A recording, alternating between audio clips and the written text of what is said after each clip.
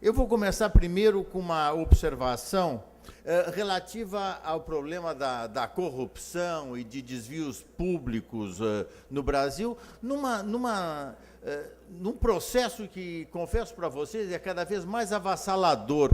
Mas não é mais o que me preocupa, não é tanto a existência da corrupção, como a nação está adormecida, ou seja, não tem mais reação. Ou seja, não... Obrigado. Não tem mais reação, quer dizer, é omissão, é um escândalo, depois vem outro, e as coisas vão sendo mais ou menos multiplicadas dessa maneira, sem que as pessoas se deem conta que tem problemas extremamente graves.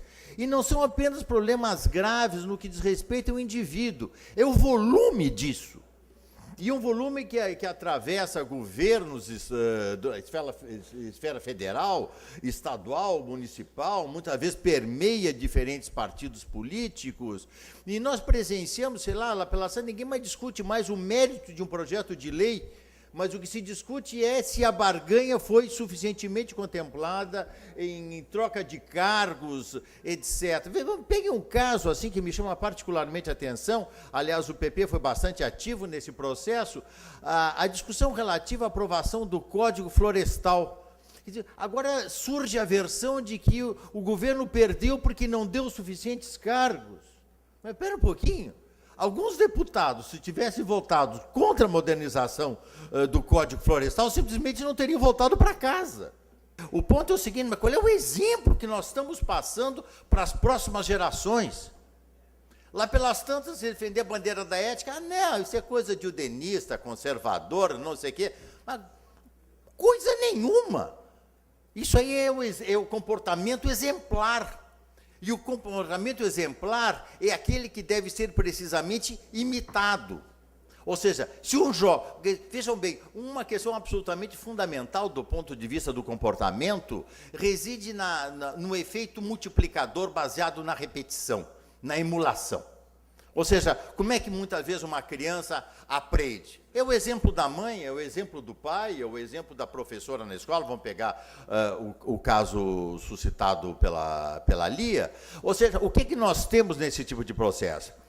São os exemplos. Agora, sei lá, ver um jornal televisivo às 8 horas da noite parece que nós estamos numa delegacia de polícia observando folha corrida policial, né? Quer dizer, o Jornal Nacional é a apresentação pública de uma folha corrida. Bom, e isso vai passando, certo? Isso é tanto mais grave, porque além desse problema da competição, desculpe, da repetição, o que nós observamos também é que as instituições começam a se corromper. De um lado, nós temos a corrupção e a falta de exemplo da moralidade do ponto de vista público, certo? Do ponto de vista da classe política, nós temos visto isso muito claramente no comportamento que se faz, sobretudo, o foco aparece como sendo Brasília. Agora, por outro lado, nós estamos observando também um contramovimento que, às vezes, quer dizer, que, no meu entender, deveria ser pensado conjuntamente, que é um cerceamento progressivo das liberdades individuais. E um aumento cada vez maior da tutela do Estado. Então, de um lado, nós temos a corrupção do ponto de vista público e um puritanismo estatal. Ou seja, agora o Brasil vai se tornar um país puritano. Ou seja, no país da cachaça e do carnaval e da gandaia. Lá pelas tantas, o Estado agora começa a estabelecer diferentes tipos de comportamentos que devem ser seguidos. Diz respeito, sei lá, a tomada, cinto de segurança. Eu vou dar alguns exemplos: fumo, bebidas, compra de antibióticos, comidas com teor de sal e gordura, amanhã depois ondas de telefones celulares. O que é comum a tudo isso? O que isso nos coloca do ponto de vista de moralidade? Vamos primeiro fazer uma caracterização do ponto de vista teórico. O que se coloca é o seguinte: o Estado começa a dizer o que é bom para mim. Ou seja, a moralidade significa, do ponto de vista da escolha pessoal, que eu escolha por mim mesmo aquilo que é melhor para mim.